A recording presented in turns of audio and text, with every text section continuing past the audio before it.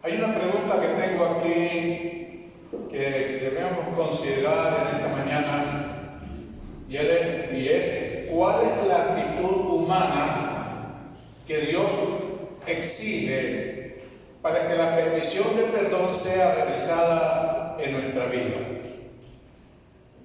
En el Evangelio de San Mateo, capítulo 6, versículo 14 y 15 dice: porque si no perdonáis a los hombres sus ofensas, os perdonará también a vosotros, porque si perdonáis a los hombres sus ofensas, os perdonará también a vosotros vuestro Padre Celestial. Mas si no perdonáis a los hombres sus ofensas, tampoco vuestro Padre os perdonará vuestras ofensas. Esa es la actitud humana que debe tomar toda persona que quiere que Dios le perdone. Perdonar a la persona las ofensas para que Dios también perdone las ofensas de cada uno de nosotros. En el Evangelio de San Mateo, capítulo 18, versículo 21 al 35, el Señor pone un ejemplo acerca de alguien que su Señor le perdonó, pero no quiso perdonar. Voy a leerlo, dice, capítulo 6, del 18, versículo 21 al 36. Entonces se le acercó Pedro y le dijo: Señor, ¿cuántas veces perdonaré a mi hermano que peca contra mí? ¿Hasta 7? Recuerda que el apóstol Pedro aquí le hace la pregunta y nadie coloca el número. ¿Cuántas veces perdonaré a mi hermano? Hasta 7. Pareciera que en el pueblo judío había la costumbre de que solamente se podía perdonar hasta 7 veces. Por eso él le hace esa pregunta al Señor Jesucristo. Y continúa diciendo el Señor, Jesús le dijo: no te digo hasta 7, sino aún hasta 70 veces 7.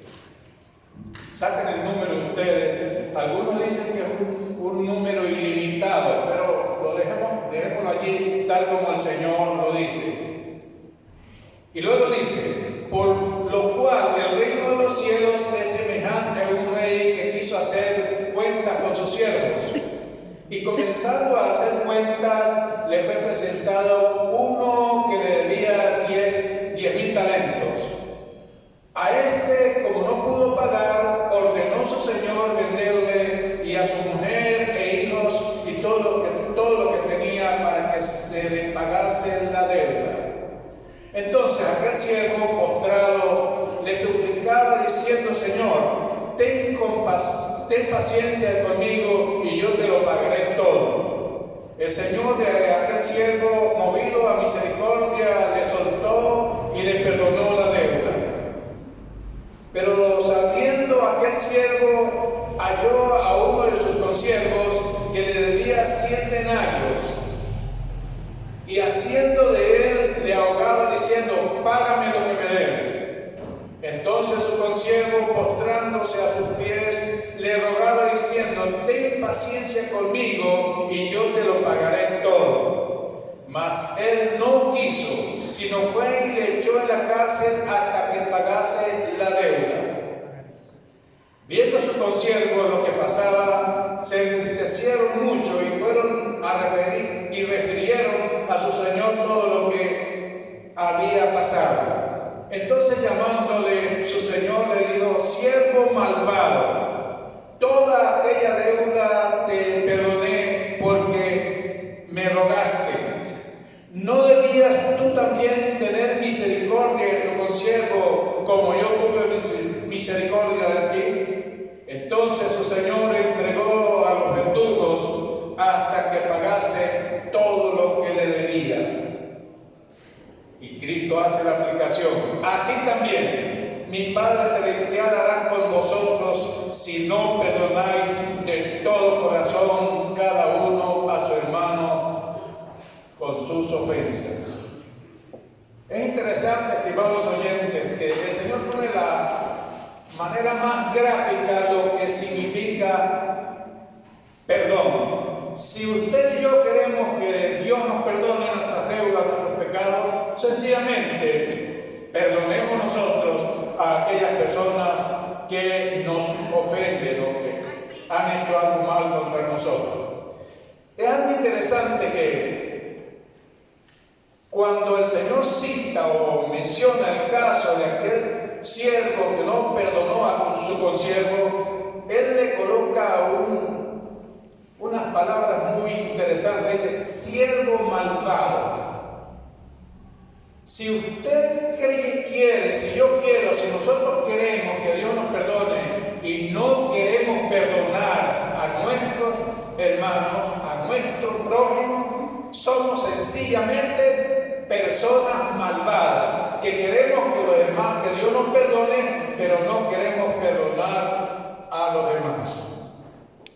Por eso, ¿cuál es la condición humana que Dios exige para que la petición de perdón sea realidad en nuestra vida? Perdonar a la otra persona. Esa es la condición humana que Dios exige. ¿Qué garantiza que Dios oirá nuestra petición de perdón? Ya hemos visto primero que tenemos que perdonar a la otra persona. Ahora, lo primero, una de las cosas que garantiza que Dios oirá nuestra petición de perdón es el conocimiento que Dios tiene de cada uno de nosotros. Segundo libro de Crónicas, capítulo 6, versículo 30 dice: Tú oirás desde los cielos, desde el lugar de tu morada, y perdonarás y darás a cada uno conforme a sus caminos, habiendo conocido su corazón, porque solo tú conoces el corazón de los hijos de los hombres. En este texto, el escritor está diciendo que Dios oirá desde los cielos y perdonará nuestros pecados. Pero recuerda que para que Dios oiga desde los cielos y perdone nuestros pecados, tenemos que nosotros tener un corazón también perdonador. Porque sin nuestro corazón, en nuestro corazón no hay perdón para nosotros tampoco. Por eso Él dice: Tú oirás desde los cielos, del lugar de tu morada, y perdonarás y darás a cada uno conforme a sus caminos, habiendo conocido su corazón, porque solo tú conoces el corazón de los hijos de los hombres. Si usted, yo, cualquiera de nosotros tenemos algo contra alguien, lo primero que debemos hacer es perdonarle de todo corazón, porque Dios está conociendo ese corazón que perdona. Y cuando vayamos a Dios y le pedimos perdón, como Dios conoce ese corazón que perdona, Él también lo perdonará a usted, Él también le perdonará a mí. En segundo lugar, ¿qué garantiza que Dios oirá nuestra petición de perdón? La fidelidad de Dios. Primera de Juan, capítulo 1, versículo 9 dice: Si confesamos nuestros pecados, Él es fiel y justo para perdonar nuestros pecados y limpiarnos de toda maldad. Cuando usted y yo pecamos, estando nosotros dispuestos a perdonar también al que nos ofende, debemos confiar en la fidelidad de Dios. Dios dice que nos perdona y nosotros creemos o debemos creer en la fidelidad de Dios. Una de las cosas que el enemigo, el diablo, con sus demonios, trata de hacerle creer al creyente que Dios no perdona, es que no, Dios no te puede perdonar ese pecado porque ese es muy grande. O de pronto el diablo pone en la mente, a través de sus demonios, en la mente del creyente: pero ¿para qué le va a pedir perdón a Dios a usted si ese pecado es muy pequeñito? Es una mentirita blanca, eso no ofende a nadie. Le coloca, o el pecado se lo coloca demasiado grande para que crea usted que Dios no lo va a perdonar, o demasiado pequeño para que usted y yo creamos que no vale la pena pedir perdón por un pecado tan pequeño.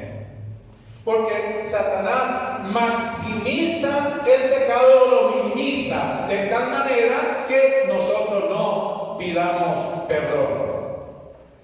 Pero Dios es fiel para perdonar, sea el pecado que a usted le parezca muy grande o muy pequeñito, Él es fiel. La segunda cosa que podemos creer que nos garantiza que Dios oirá nuestra petición de perdón es la justicia de Dios. El mismo texto dice: si confesamos nuestros pecados, Él es fiel y justo para perdonar nuestros pecados y limpiarnos de toda maldad. Él es justo.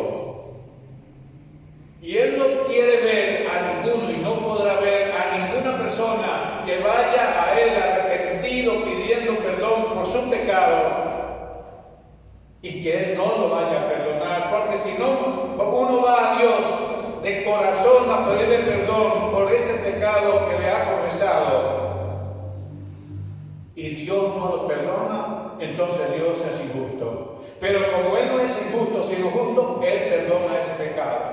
Por eso, cuando yo peco de la manera que le dije que yo pecaba primero, por pensar mal, sentir mal, hablar mal, hacer lo malo, por saber hacer lo bueno y no hacerlo, por hacer lo bueno sin fe, cuando acudo a Dios de corazón y le confieso ese pecado que he cometido, entonces Dios es justo y me perdona ese pecado y me siento feliz por el perdón que Dios me da. Pero es interesante que el mismo texto que de 1 Juan 1:9 que terminamos de leer dice: si confesamos nuestros pecados.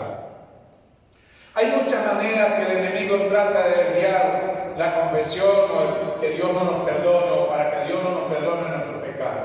Primero, a veces creemos que nosotros no pecamos. Por eso he oído oraciones de cristianos que dicen: Padre, si por casualidad en este día yo he pecado, pues perdóname. Eso es una farsa. ¿Quién dice que por casualidad pasa un día, por casualidad pasan 2 días, 3, 4, 5 días y no ha pecado? Ah, no, pues si así es, oye, tú eres la persona más perfecta que yo he encontrado en este mundo. No, no es por casualidad, sino que la persona debe acercarse a Dios, sobre todo al Hijo de Dios, y confesarle el pecado. La palabra confesar significa decirle a Dios el pecado que yo he cometido. No para que Dios lo sepa, porque Él lo sabe, sino para que yo me dé cuenta que en verdad el pecado que he cometido es este. Tampoco en el perdón, o cuando pedimos perdón a Dios, podemos generalizar: Señor, perdóname todos los pecados, porque ni sabemos cuáles son. Pero si le digo a Dios: Padre, perdóname y este pecado que he cometido, y estoy consciente de qué tipo de pecado he cometido, y Dios es justo y me lo perdona. La cuarta garantía que Dios nos da para oír nuestra oración de petición de perdón es la abogacía de Cristo. Primera de Juan capítulo 2 versículo 1 dice: hijitos míos, estas cosas os escribo para que no pequéis. Y si alguno hubiere pecado, abogado tenemos para con el Padre, a Jesucristo el justo. Yo insisto, estimados oyentes, los que están aquí, los que me están oyendo por las redes, yo no me explico por qué, aunque haya un texto y otros textos tan conocidos como 1 Juan 2:1, los creyentes evangélicos le piden perdón a Cristo, cuando Cristo en este momento, Él no está cumpliendo la función como Dios, sino como abogado. Si usted le pide perdón a Cristo, está diciendo que usted le pide perdón al abogado, no al juez. ¿Quién es el juez en este momento? Dios. ¿Y quién es el abogado? Cristo. ¿Y quién es el acusador? Satanás. Satanás nos acusa cuando nosotros pecamos. Cristo nos defiende cuando acudimos a Dios mediante Jesucristo para pedirle perdón a Dios. Entonces nuestra petición de perdón debe ser a Dios en el nombre de nuestro abogado, que es Jesucristo. Y Cristo sí tiene todas las credenciales para defendernos ante Dios cuando nosotros pecamos. Usemos lo que el Espíritu Santo ha querido y siempre quiere, que nosotros usemos el canal correcto para recibir el perdón. ¿Por qué causa hay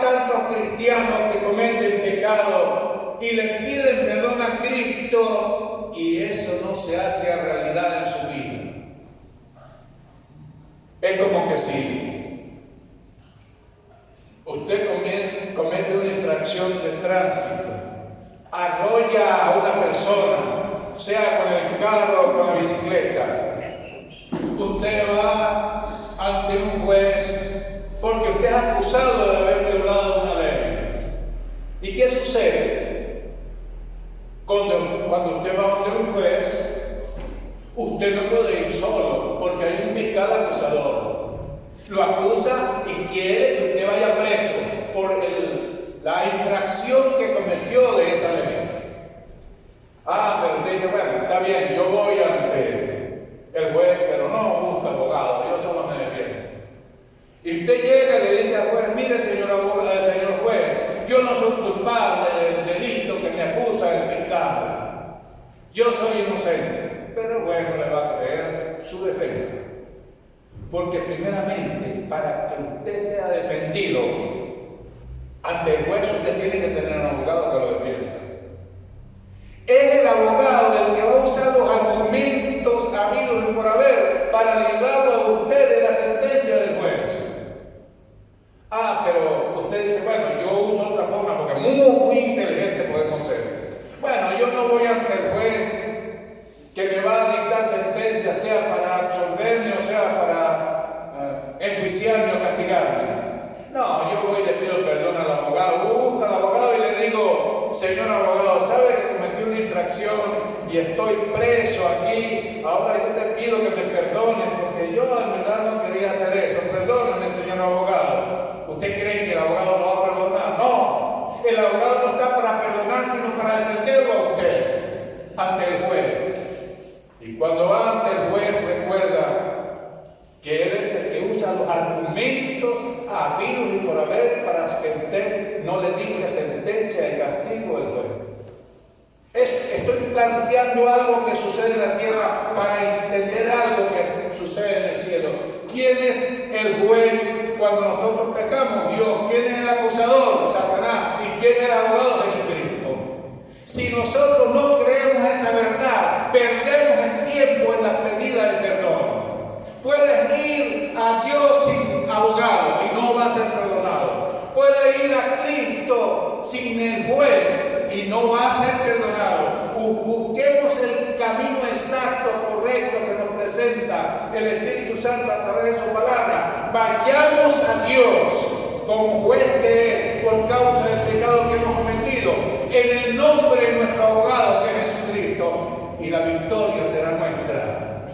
No sigamos jugando con lo que juegan cantidad de llamados teólogos, llamados pastores y evangelistas, que en verdad se han salido o están saliendo de esa verdad preciosa y están guiando a la iglesia, a los miembros, a la oveja, por otros caminos. Recuerda, el apóstol Juan dijo, hijitos míos, estas cosas os escribo para que no pequéis.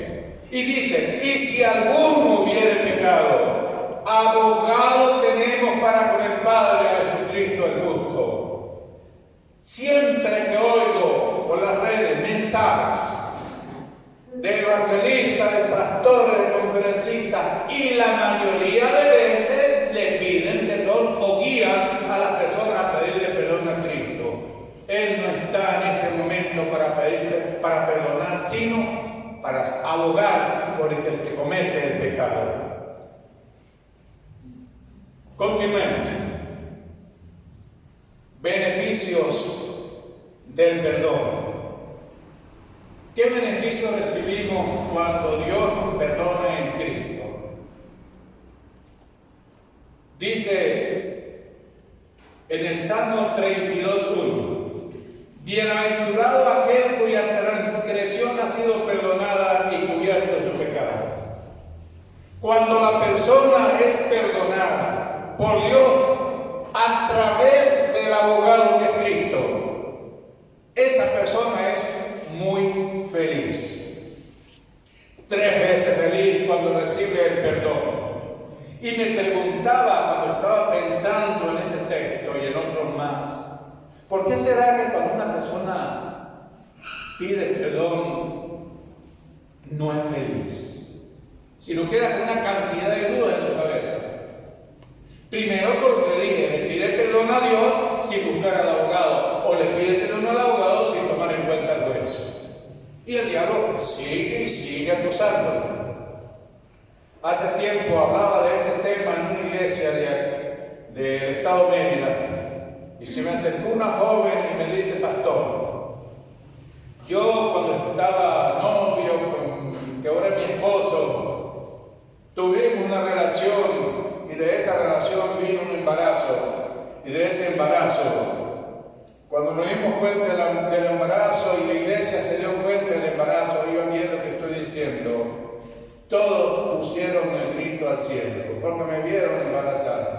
Entonces mi padre, que es pastor, me dijo que tenía que pedirle perdón a la iglesia y a Dios. Yo le pedí perdón a la iglesia por el pecado que había cometido. Y le pedí perdón también a Dios. Perdón, ella no me dijo a Dios. Le pedí perdón a Cristo por ese pecado que había cometido. Cuando ella me termina de contar la historia, yo le digo: y después de esa pedida de perdón, ¿cómo fue su relación? Bueno, mi papá me dijo que tenía que casarme y la iglesia me aconsejó que tenía que casarme y yo me casé. Ajá, y después de ese matrimonio, ¿qué pasó?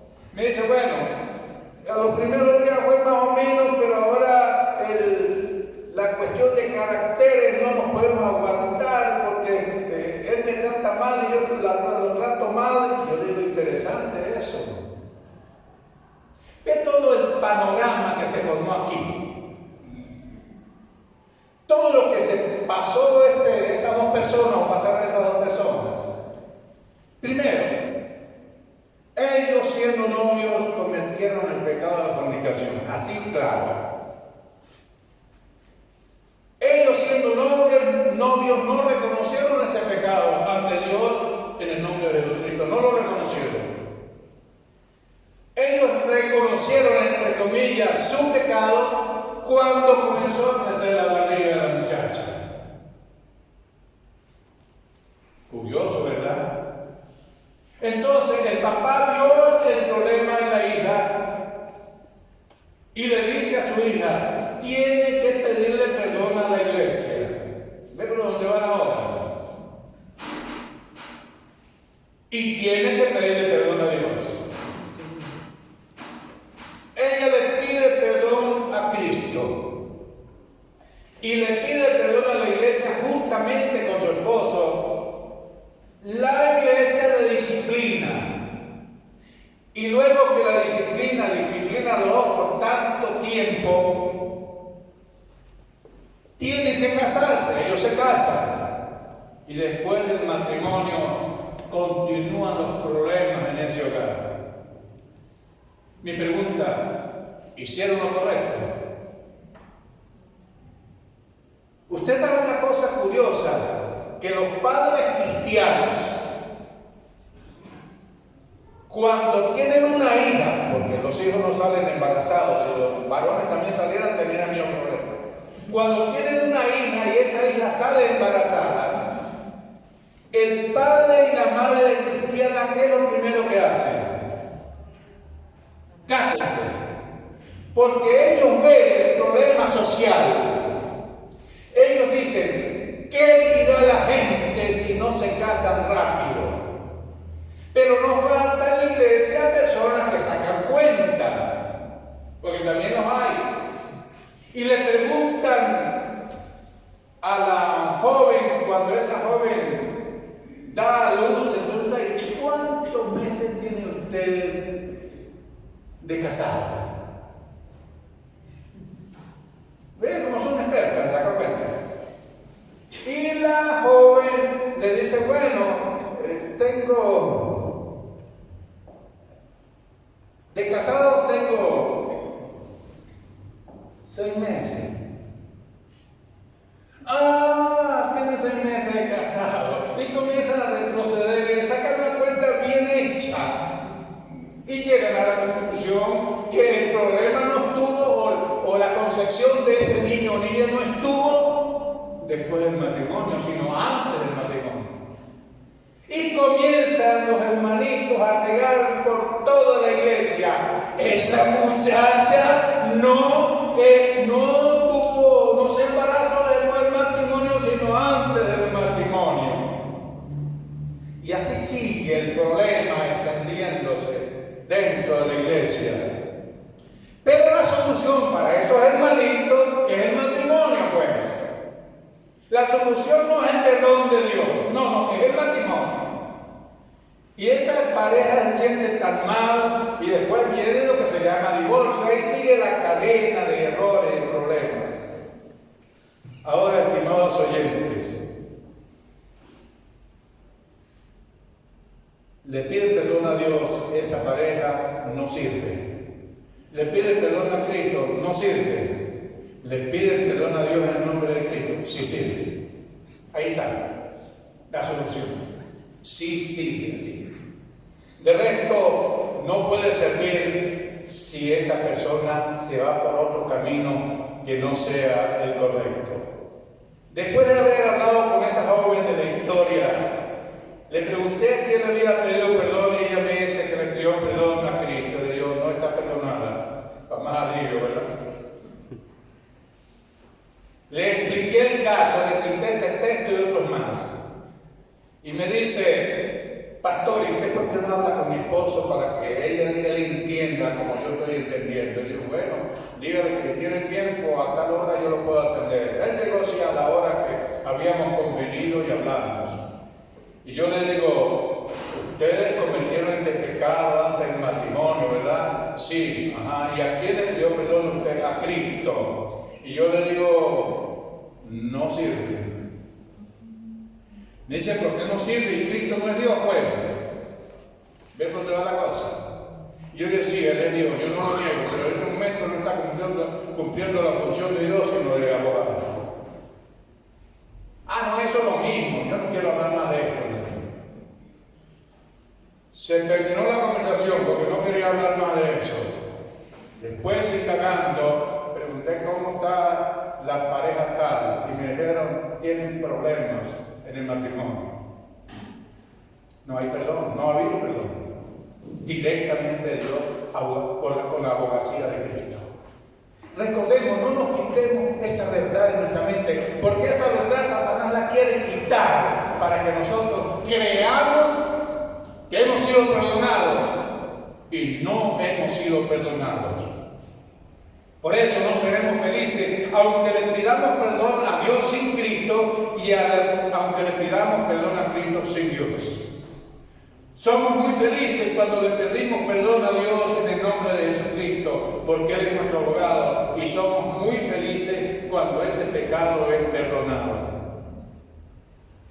Segundo beneficio, terminan los sufrimientos mentales, emocionales y espirituales. Recuerda que el pecado trae sufrimientos mentales, sufrimientos emocionales, sufrimientos espirituales y aún físicos. Pero esos sufrimientos terminan por el perdón que Dios nos ha dado en el nombre de su Hijo Jesucristo. Tercero, el Espíritu Santo ya no es contristado. Recuerda que yo dije el domingo pasado que cuando yo peco, el Espíritu Santo se entristece o se contrista. Y cuando yo confieso ese pecado a Dios en el nombre de Cristo, ese pecado es quitado y el Espíritu Santo vuelve a sentirse contento conmigo. Esa es la norma. Cuando yo me siento triste, yo digo, algún pecado yo he cometido que he contristado al Espíritu Santo. Y comienzo a buscar en la Biblia y a pedirle a Dios que con su Espíritu Santo me muestre dónde está el pecado. Y Él lo hace. Y yo lo confieso. Y el Espíritu Santo me vuelve a sentir feliz conmigo. Pero el resto está triste por causa de mi pecado. Esa es como la luz roja que hay allí. Pero los creyentes no creen en la luz roja. Y siguen muriendo y hasta mueren con la luz roja.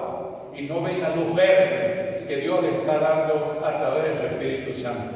Entonces, el Espíritu Santo ya no es contristado. Cuarto, hay gozo y alegría. Salmos 51:8 dice, hazme oír gozo y alegría y se recrearán los huesos que has abatido. Hay gozo y hay alegría en el corazón que ha sido perdonado por Dios en el nombre de Jesucristo, porque la sangre de Jesucristo nos limpia de todo pecado. Dios crea, quinto beneficio, Dios crea un corazón limpio. Salmo 51, 10 dice: crea en mí, oh Dios, un corazón limpio y renueva un espíritu recto dentro de mí. Dios crea en esa persona, en ese hijo, un corazón limpio, porque mientras que tenga pecado, su corazón está sucio. No importa cuál sea el pecado que ese creyente haya cometido. Disfrutamos del gozo de la salvación. Salmo 51, 12 dice: vuélveme el gozo de tu salvación y espíritu noble me sustente. Usted sabe, estimados oyentes, que cuando David pecó, en el caso con Betsabé, la mujer de Urías, él perdió el gozo de la salvación, pero no la salvación. Él le pide que le vuelva el gozo de su salvación. Ahora, cuando le pregunto a alguien, ¿y cuál es el gozo de la salvación que David perdió? Y le pide a Dios que se lo devuelva. ¿Cuál es el gozo de esa salvación que David perdió y le pide a Dios que se lo devuelva? Me pueden buscar allá en 1 Juan 3:15. Dice: todo aquel que aborrece a su hermano es homicida. Y sabéis que ningún homicida tiene vida eterna permanente en él. No se lo olvide esa partecita. Y a veces leemos solamente arriba: todo aquel que aborrece a su hermano es homicida. Hasta ahí. Pero el resto no lo leemos, porque parece que no nos gusta leerlo. Y sabéis que ningún homicida tiene vida eterna permanente en él. ¿Cuál es el gozo de la salvación que perdió David? La vida eterna. Pero como los teólogos han confundido vida eterna con salvación, entonces vuelven un solo enredo y hay un tremendo problema llamado teológico.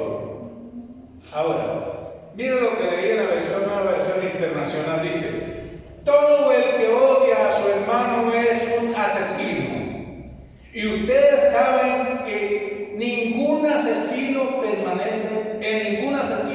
permanece la vida eterna. Vean ese texto. ¿Por qué los que llaman estudiosos de la Biblia no leen ese texto? ¿Por qué van por las ramas y no van a la raíz del problema? Ahora, ¿qué pasó? Vamos a David. ¿Qué pasó cuando David vio a Betsabé, la mujer de Urías, desnuda? ¿Qué pasó? La codició. ¿Eso es pecado o no es pecado? Uno de los 10 mandamientos dice: no codiciarás a la mujer de tu prójimo. Eso lo dice Éxodo 20. La codició. Y al codiciarla, ¿qué hizo David? La mandó a llevar a su palacio. Ahí estaba él amando a Urías o aborreciendo a Urías. Hermanos, seamos conscientes. En el momento que él codicia a la mujer de Urías, en ese momento, y la manda a llevar al palacio, en ese momento él estaba aborreciendo a Urías. Estaba odiando a Urías. Y usted sabe todo lo que viene en adelante. No solamente tuvo relación con la mujer de Urías, sino que también para tratar de librarse del problema, lo manda a matar. La cuestión fue en secuencia, fue haciéndose para tapar este pecado, algo comete otro pecado, y así sucesivamente hacemos nosotros. Para tapar un pecado le colocamos otro y seguimos tapando y tapándole, al fin nos forma un bojote de pecado que no podemos ponerlo.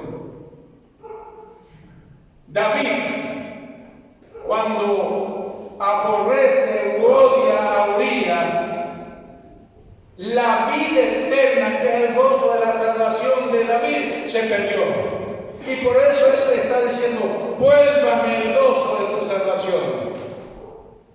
Ahora, si ustedes van, no lo tengo para que lo vean, si quieren pueden colocarlo allí. Si ustedes van, nosotros vamos al libro de Romanos, capítulo 2, versículos 7 y 10, dice lo que es vida eterna.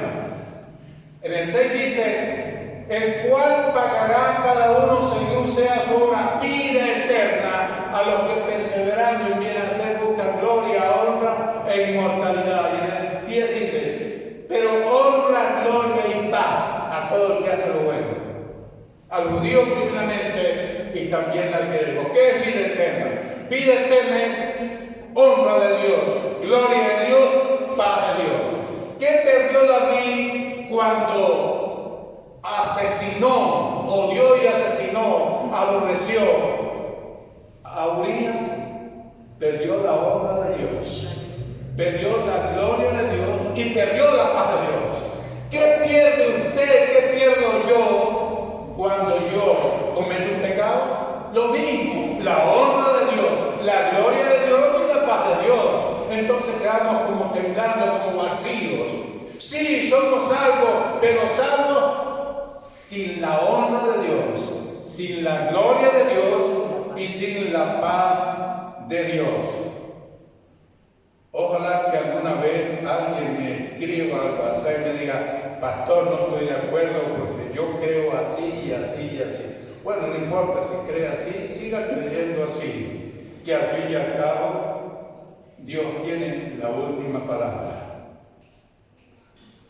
Después que David le pide a Dios que le devuelva el gozo de su salvación, que es la honra de Dios, la gloria de Dios y la paz de Dios, David dice algo que es el séptimo beneficio del perdón.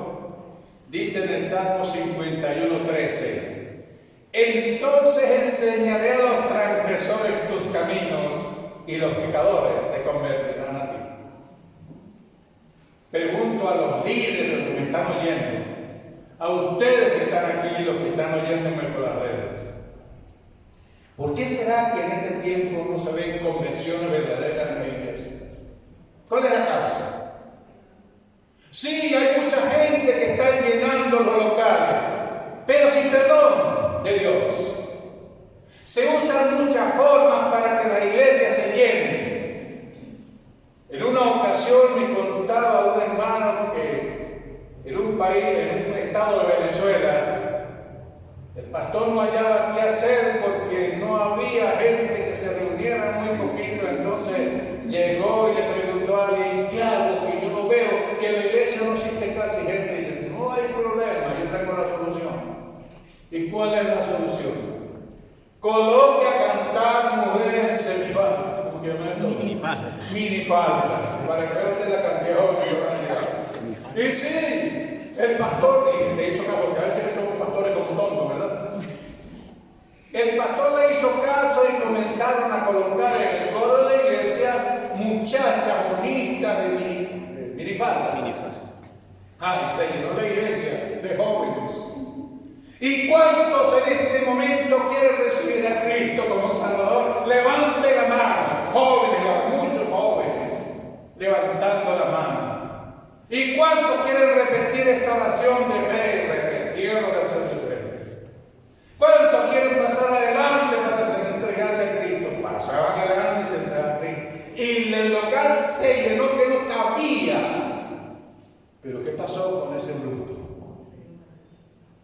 Hermanos, lo que tenía que pasar. No habían pecadores convertidos a Dios, sino pecadores convertidos a las pecadoras. Así es sencillo. Ojalá que cuando yo me vaya de este lugar a la presencia de Dios, nadie invente eso, por favor. No es posible que la iglesia va a cumplir 100 años y que esto está vacío todavía. No, llega cualquier alborotado y dice, mire, esta iglesia es para tener 200, 300, 400 iglesias en el mundo. Vamos a hacer esto, trae su forma, sí.